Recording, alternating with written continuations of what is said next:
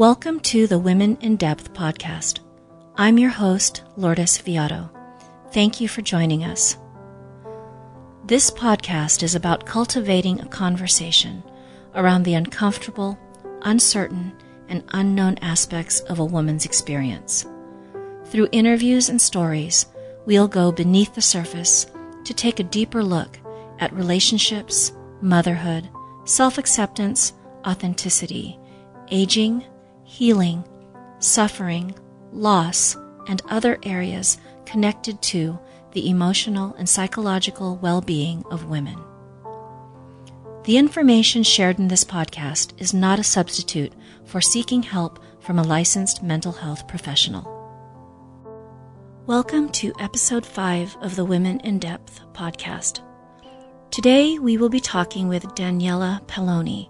Daniela is a therapist in Westlake Village, California, who specializes in supporting women and individuals living with chronic pain or illness. I think this conversation will be helpful for many listeners because Daniela helps us deepen our understanding of what those living with chronic pain and illness actually experience.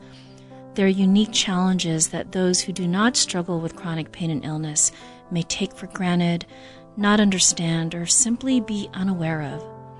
Daniela addresses misperceptions about chronic pain and illness and provides suggestions for supporting those who struggle with this. Daniela, thank you so much for being on the podcast today. Well, thank you so much for having me. I'm excited to be here.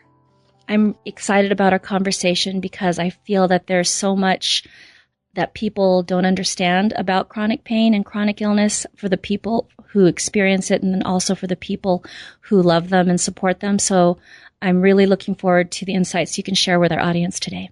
Excellent. Can you start off, Daniela, by telling our audience a little bit more about yourself and your practice?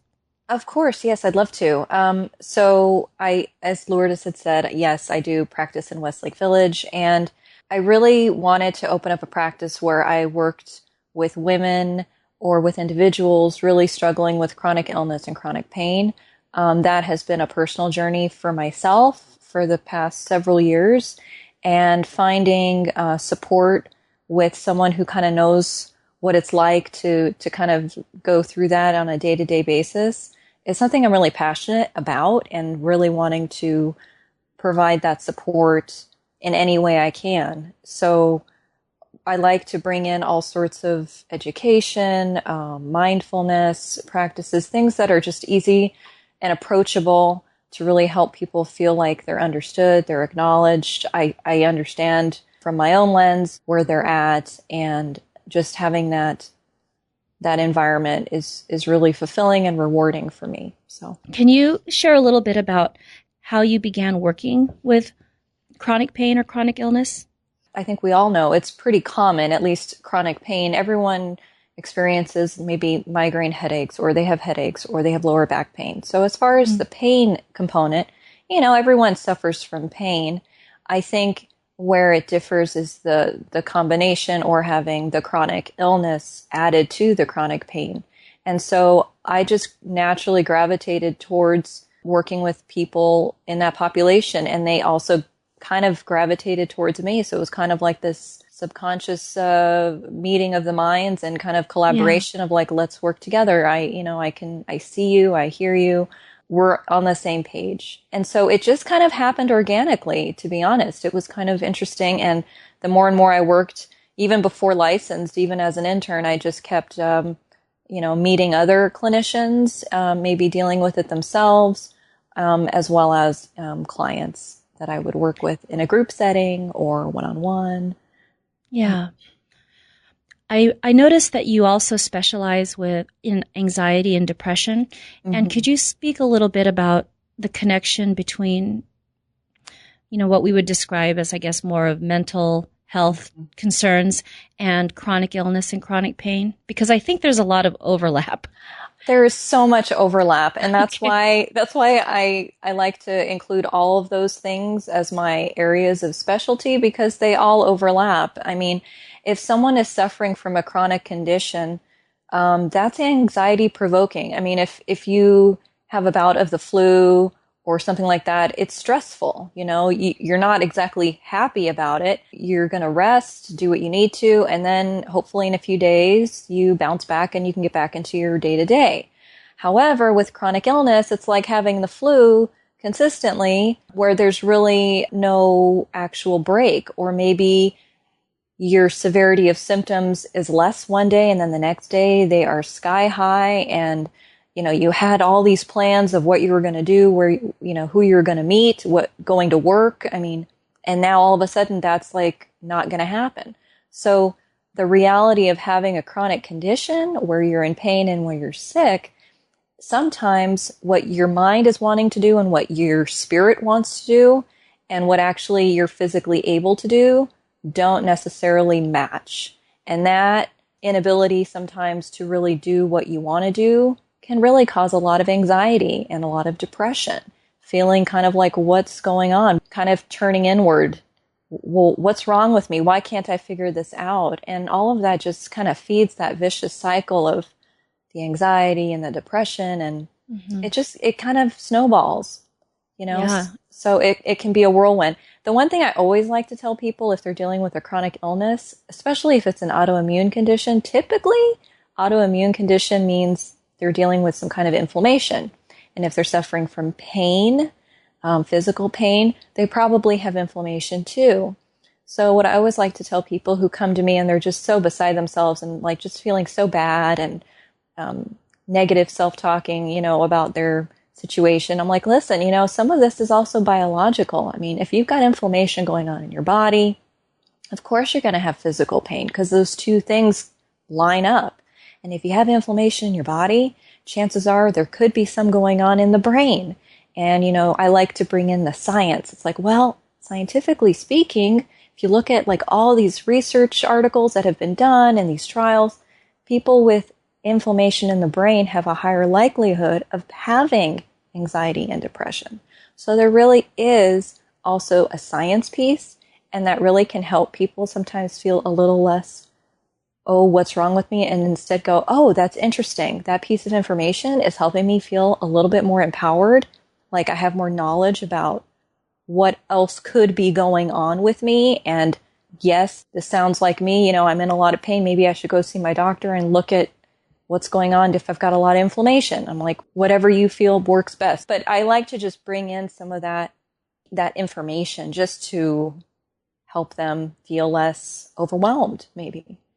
And so for those who are suffering with chronic pain or chronic illness, the education piece is a big part of the support that you provide, and that's meaningful for them. It really is. And also I'll do workshops too, like, just an hour workshop, nothing too intense. And I kind of bring in this information too, also the nutritional piece, that's not my area of expertise, but if you were just to do some research and look into it, the foods we consume can really help support our bodies with inflammation, or they can aggravate them, that's also been covered scientifically. So I like to bring in different pieces just to provide them with some information so they're more aware. It's not just a one-stop shop. There is no, as they know, there is no magic pill or formula to resolve their unique situation. It kind of takes an all-encompassing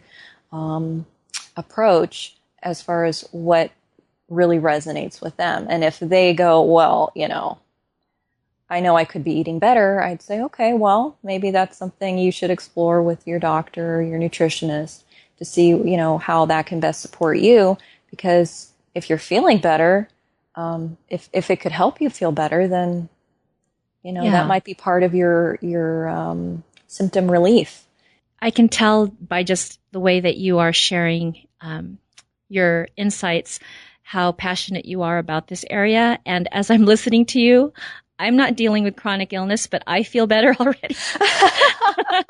There's just a sense of assurance and strength and a way to understand and respond to this. And so, I can feel that, and I can imagine that for those who are listening who may be struggling with this, that also is very comforting for them.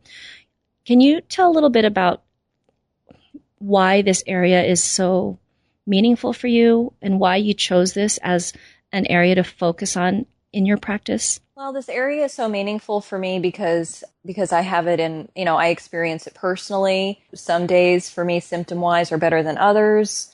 I suffer from pain that fluctuates, it could be worse some days and less other days. I have, medical stuff that, can make it hard for me to, do all that I want to do in a particular day.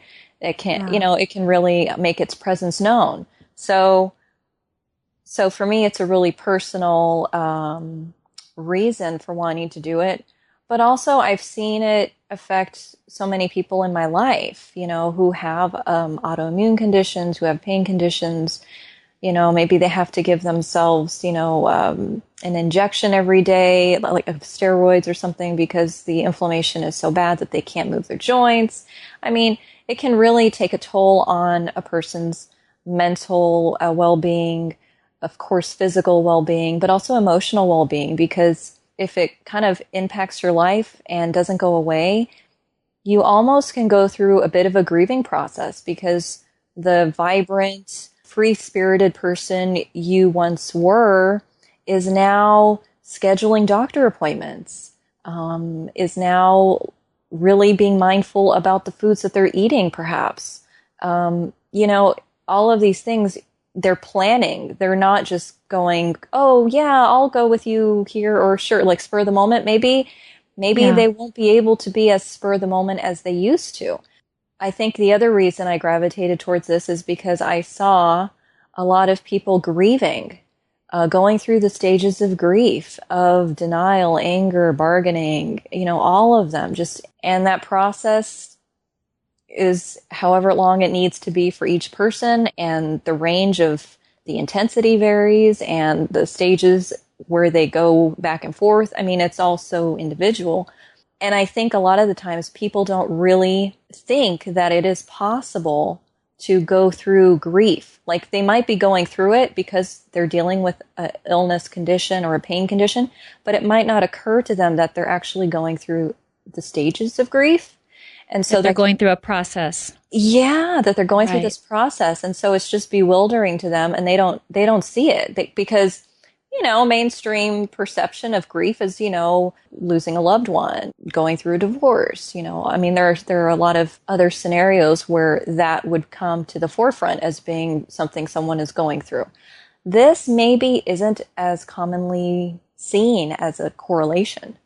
That makes so much sense in that when you're dealing, I can imagine, with something like a chronic illness or chronic pain, that the loss of a way of being, a way of moving through life, and then also the loss of future ways of experiencing. I can see that that would be something that would be very hard to accept and to deal with and to find a way to move through.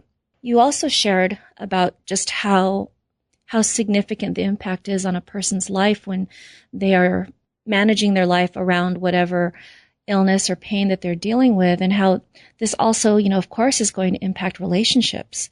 If you're a parent, all of that. And so just really seeing the threads that run through a person who is experiencing this, and all the connections to the people in their world, the things that they love doing, the things they want to do.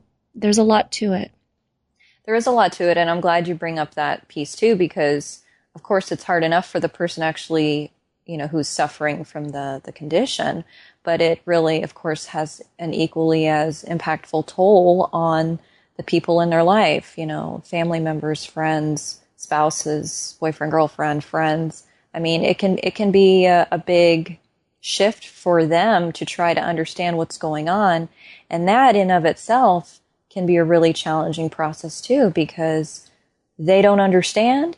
Maybe of course they're really trying to understand what's going on, but they really don't know because they're not in that person's body. They're not experiencing it from that person who's suffering, from their day-to-day experience. So it can be frustrating for them because, of course, they want what's best for you. They see you sick or in pain all the time. Well, no one wants to see that, hey, you're sick, or you got a sprained ankle, or whatever, whatever the thing is. Oh, okay, a few weeks, it'll get better. In our case, that might not be the case. We might not get better. We might get an improvement and not having as severe symptoms. So for them, it can be really trying because they're like, oh, maybe they're just like frustrated too. They're like, seriously, this is still going on? They're like, I know. Believe me. Yeah. So this is, I think, a really good place to segue into my next question, which has to do with what, in your experience and the women and men that you've worked with, what are some of the myths or misunderstandings or fears that people have about chronic pain and illness? Well, I think the number one myth or just misunderstanding is that they think it's going to get resolved. It's like, oh yeah, gosh, I'm so sorry you're dealing with that. And then maybe you don't see them for a little while and then you see them again and then they're like, oh, you're still dealing with that? That process, it's like, well, I'm not sure if you really understand what the meaning chronic is, Right. Let's say what I have is a diagnosed condition. So chronic means it's been going on for a long time now or for quite some time. It's not a one-time event. It's more long-term. So I think for them, really understanding the concept of what chronic implies is a big one. And that's the biggest myth. The other one, just depends on who it is. So this does not apply, of course, to everybody. But, some people who might not know you as well just might think that you're looking for attention. Oh, gosh, every time I see this person, they just don't look good, or they're limping, or they're being very particular about, how they need to sit in the chair, or they need all this stuff, or gosh, I don't want to go out to eat with them because they have all these food requirements, and they are high maintenance. That's another one, high maintenance.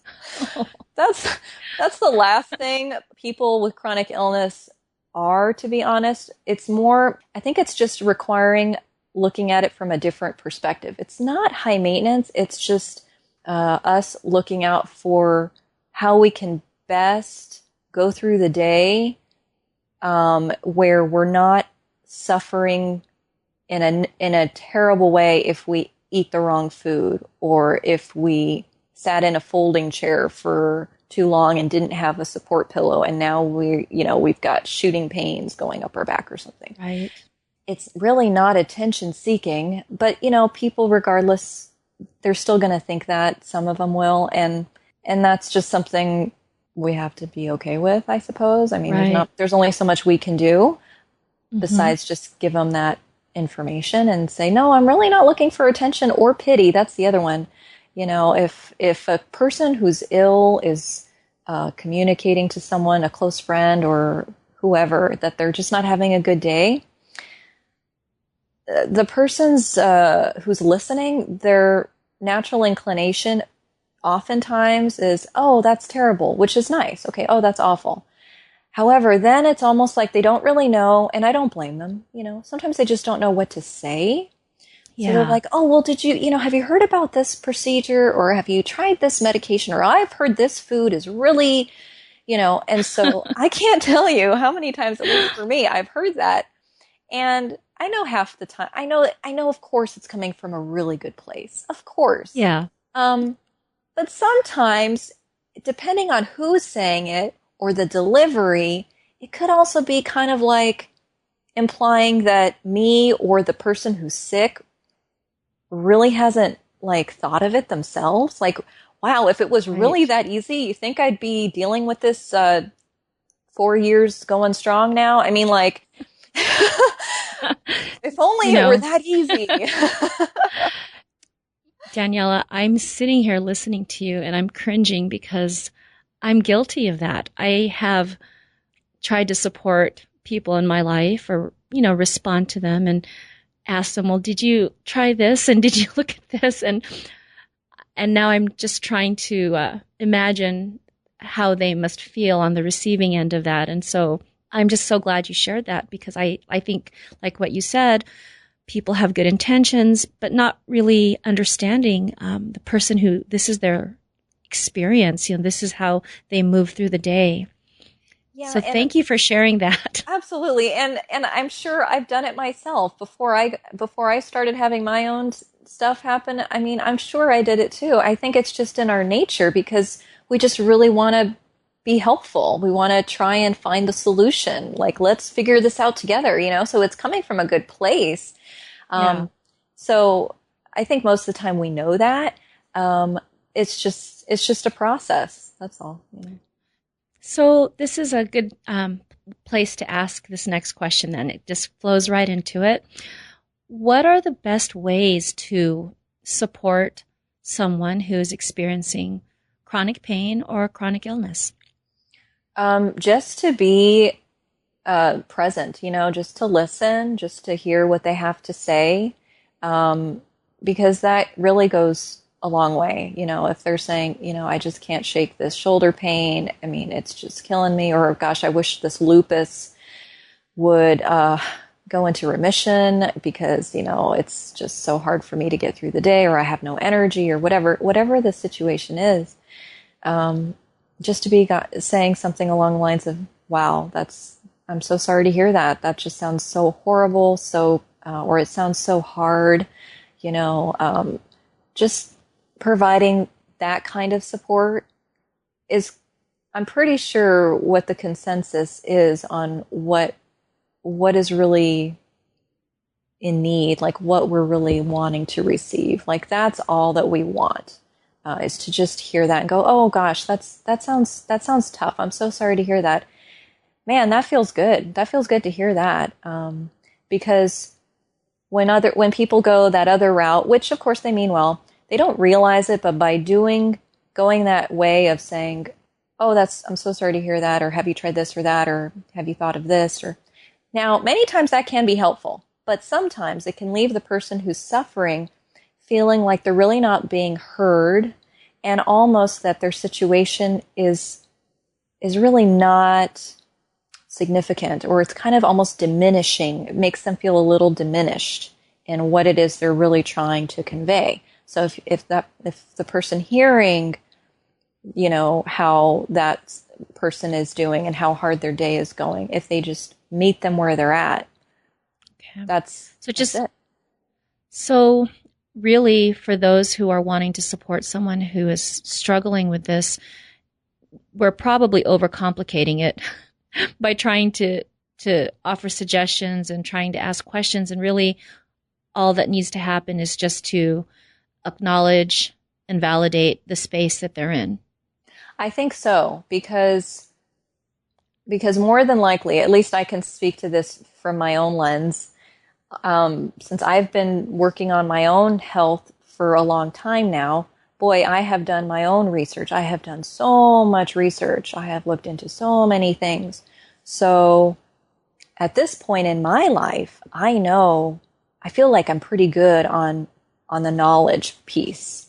So if I need to consult with someone specific to a treatment idea, it just makes sense for me to consult with my doctor, or because that's the level I'm at personally. Now, maybe other people dealing with their condition, they're not as far along. They could be, because that's a whole other topic too. They could be that's a spectrum. You're in the, oh my gosh, what's going on with me? Like deer in headlights, like what is wrong with my body? And maybe you don't have a diagnosis yet. So that can be one stage where you might not really know very much about what's going on with you. Or you could be on the other end, which is kind of where I'm at, where it's like, okay, I know what's going on. I'm just trying to figure out how to resolve some of it. So that's another thing to kind of look at too. Okay. So if you could speak to what you've noticed when working with women who struggle with chronic pain or chronic illness. I think the biggest thing is the critical narrative. That's the biggest thing. It's like, what's wrong with me? Why can't I figure this out? It really speaks to this negative self-talk of, I can't believe I can't figure this out. I'm so stupid. Or they take it to another level. Well, I must deserve this. Sometimes they take it a little further. I must deserve this. I must have done this to myself. this is what I get, for not taking good care of myself. Now this is the price I have to pay. And, so they can really go into that kind of a path, a mental dialogue, where they're just using harsh words, critical words. And it's so interesting to me to see that and to hear it, because if we're the person with the illness, okay, that's how maybe we're having that conversation within ourselves. But if a dear friend or loved one or family member is coming to us and they're in need of support because they're dealing with something, maybe not chronic illness related, or maybe it is, more than likely we're going to be just like, oh my gosh, I'm so sorry to hear that. Please let me know if there's anything I can do. I'll be here for you whenever you need me, things like that. We tend to be so supportive and, do what we can to provide that comfort to the person in need. But then if it's us within ourselves and our own internal struggle, that level of compassion and patience and understanding rarely matches. So what we give to others, we rarely, I've noticed, at least in my practice, we rarely apply that same level of care and compassion to ourselves. And that's just so intriguing to me. And so that's where I really get motivated and inspired to really do my best work. Because when I encounter that in an office setting, that's when I'm really just like, okay, well, let's look at this. Where's the disconnect? What is that about? What do you think? And then half the time they don't even realize it. So even bringing it to their awareness that there's this inner dialogue happening and that they are actually lashing out at themselves and blaming themselves, and this is just something that's happening without their conscious awareness. Yeah, many times. And what I like to do is, because, it's such a place of such raw emotion. So I try to slow down the process a little bit, and I'll restate it and I'll say, it sounds like you're saying this. Are you realizing that, is that right? And they're like, yeah, I guess that is what I'm saying. Oh, and then it's like, well, what do you think about that? And they're just like, well, I didn't realize I was so harsh on myself. Those are some strong words I'm using. I'm like, yeah, it seems to be. Yeah. So can you share a little bit, Daniela, about how you support and work with women who are struggling with chronic pain or chronic illness? The first thing I really like to do is just to help them to know that I see them. They're in a space where we have a lot in common. I might not have your same situation, but I can understand it from my own experiences. And so I'm hopeful that in this setting, I can help support you, and where you're feeling understood and you're feeling seen and heard for what is really going on with you. Because most of the time, they're not getting that kind of input, feedback from people in their lives, at least not right then and there, not in that time in their life. And that's why they come and see me, and they're just like, oh gosh, this is refreshing. Okay, cool. You're like me. I'm like, well, we have some stuff in common. They're like, wow, that's great. So just even that connection just helps them. And then we get into the talk, the internal dialogue, the critical thoughts. And then I bring in that educational piece of, talking about all of this stuff is very important, and being authentic with how you're feeling is so true and so needed. You need to do that. We need to process this for you. But also we got to work on how can we work on this dialogue, because the negative thoughts have been, are known to continue to contribute to someone's medical condition or their physical pain symptoms.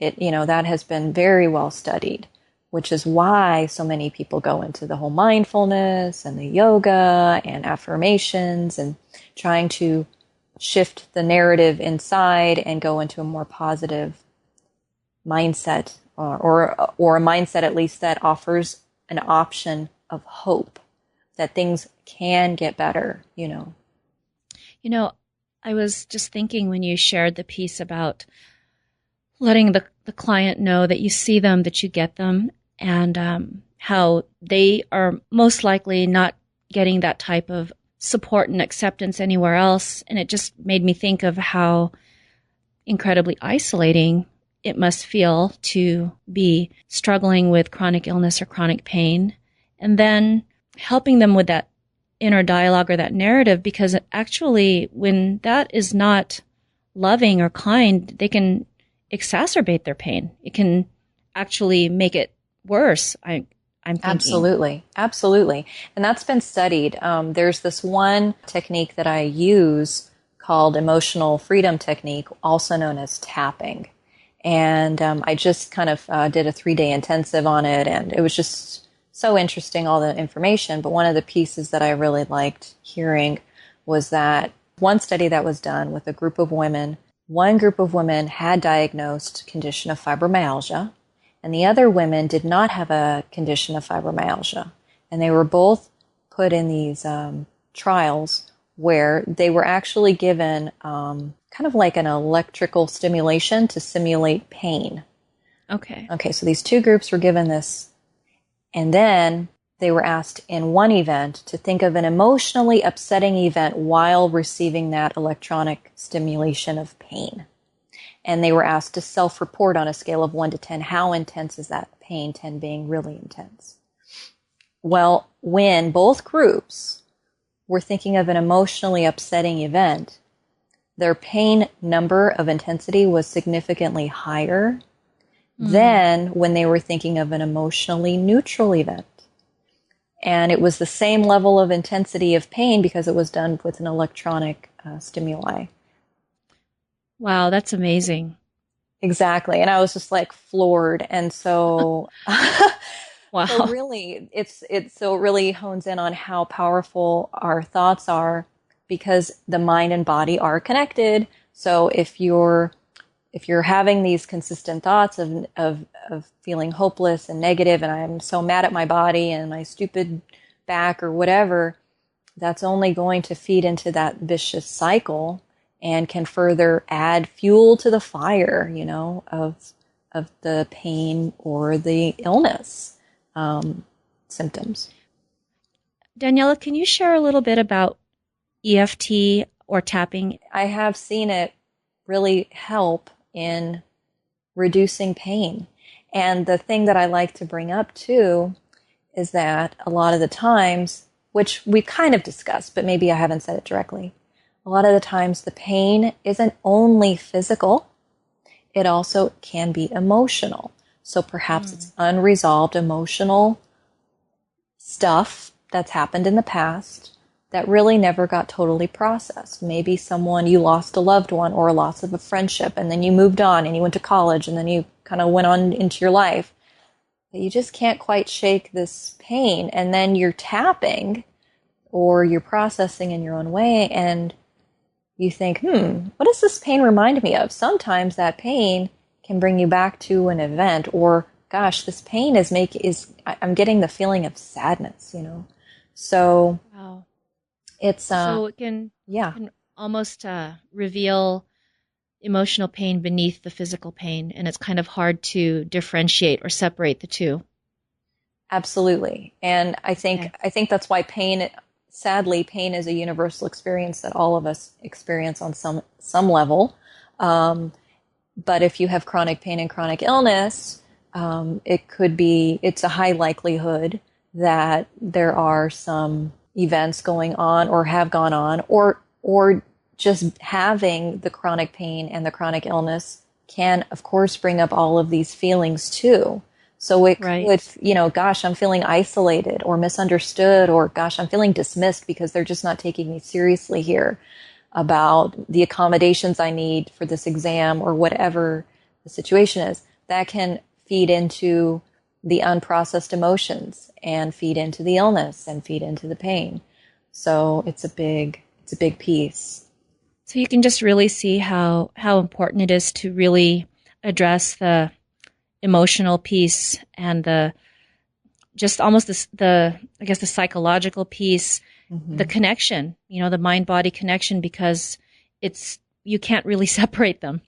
You really can't. And I think the thing that really makes it also a bit of a hurdle too for people with chronic pain, chronic illness, is that on the surface, if you look at them, they might look totally healthy as far as what the perception of what a healthy person is. Well, I don't see you on crutches. I don't see you in a cast. You're not limping, or, you don't have anything visibly sending the signal that you have something going on with you, with your physical health.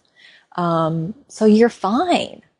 So that's another layer of a person feeling isolated and misunderstood, because on the surface you look good. What are you talking about? You're tired all the time. Please, you're looking great, or, right. People, they don't quite realize. I think I can relate to what you're saying, because I know of two people in my life who they go to the gym all the time. They're in what appears to be excellent, even maybe phenomenal shape. But if you got to know them and you knew what was happening with their health, you would find out that part of the reason they are taking such good care of their physical body and going to the gym is because of the health concerns that they're dealing with. And that actually there's a lot of physical pain involved with even exercise, but they still have to do the exercise. So, on the surface, they just may appear that, wow, they're really healthy. They work out all the time, but there's so much more to it. There really is. There's so much more going on under the surface that oftentimes they don't really want people to know about. I mean, it can be a very, almost like wanting to be in protective mode, because maybe you don't want to go down the rabbit hole of, I just know how that conversation's going to go and I'm really not in the mood. So I'm just going to kind of keep things to myself today and just deal with it at home, or just go work out because that'll make me feel better to a degree and go on with my day. And, I think also with what you're saying, Daniela, I mentioned earlier about the isolation, but I can see also after a while, you just maybe stop sharing with anyone what's going on with yourself. Mm-hmm. That can happen too, which, it's a slippery slope. You have, it's something you should really be mindful of too, because in a perfect world, it's great to find people who get it, who are going through something maybe not the same, but something similar, because there's so much overlap, and to find a camaraderie, an understanding amongst each other where you're feeling like you're being seen and heard and supported, because they share a similar experience in life as they go through life with whatever their condition is. So many times, yes, people can just kind of isolate and shut off a lot of aspects of the outside world, and that's not good at all. So trying to seek out support, whether it's in an online support group or a support group in your area, that can really make a big difference, because that's also having to look at it from a place of I really want to get better, and part of me working on getting better means I need to take care of my whole self. I can't, they got to tell themselves, I can't just focus on the foods. I can't just focus on the treatment protocol. I can't just focus on the doctor appointments. I also need to look at my social, emotional piece of going and finding some support, because that is really a big part in the healing process, or at least in reducing and getting closer to a more comfortable way of living in the world with whatever condition you have. And coming to terms with, maybe I'm not going to totally be 100%. I know for me personally, the likelihood of me ever going back to 100% is like kind of non-existent. But I'm at a place emotionally where I'm okay with that, because I've already processed that, and I'm at a place of, this is my new normal, and I've gotten used to my new normal. There are certain supports that I have that are like essential, and that's part of the whole plan of how I'm going to navigate my day to day. And so people really need to do that for themselves too. It's a big piece. Yeah. Thank you for sharing that. Can you share maybe some suggestions that you would offer to a listener who is struggling with chronic pain right now at this moment? What would be your words of wisdom or practical suggestions that you would offer to her right now? I would say, really, really find those key supportive people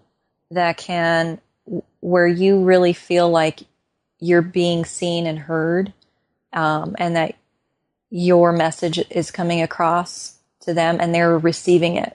I think that's huge.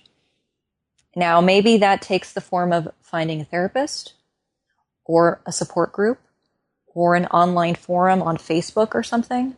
I mean, there are so many options now. Of course, in person would be great. You get more benefit from an in-person kind of a rapport. But finding those people, I think, is like the biggest step, because that is the social support that really goes a long way.